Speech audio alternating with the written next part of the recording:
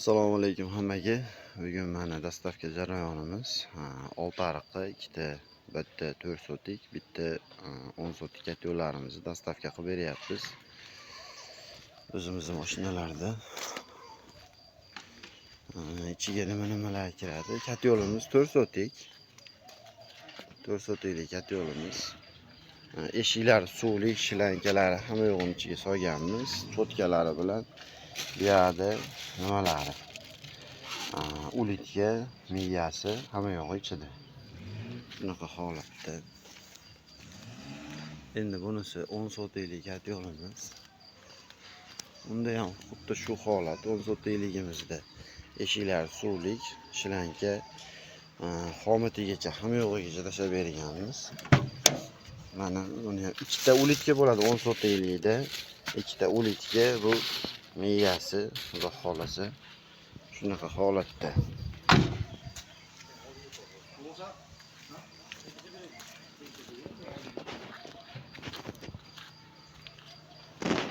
Xudo xolasa kat yo'llarimizni eson-omon yetkazib nima qilamiz? Sho'pirlarimiz ham xudo xolasa tashlab nima qilib beradi yo'llarni.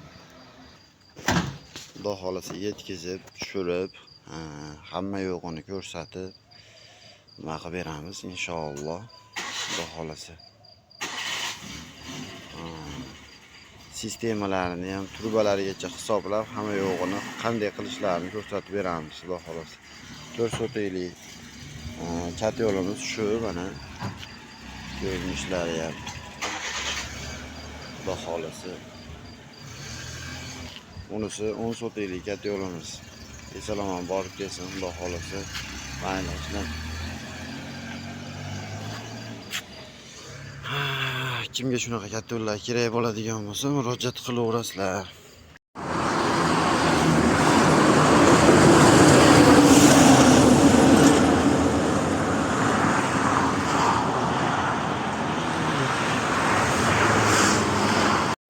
Assalomu alaykum. Anjan kat yo'l. Oltariqqa keldik. Xudo xolasa mana tushirish jarayoni. Tepkisi qo'yilar ekan. Tushirib qo'yamiz, xudo xolasa tushiramiz. Kimga shunaqa xizmatlar kerak bo'lsa aytaverasizlar. Shu nomerimiz.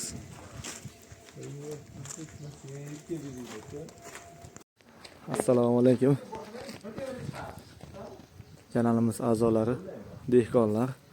Mana xudo xolasa Oltariqqa 4 sotiklik kat yo'limiz keldi. Mana xudo xolasa Oltariqqa keldik. Farg'ona Oltariqqa. Mana Tbilisiga. Atapnenalar qilinadi. Mana shu unda. Hozir ichida badriy bor ekan.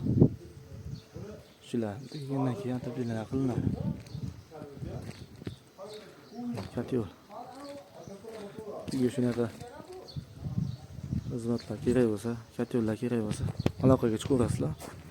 Shu nomerlarimiz.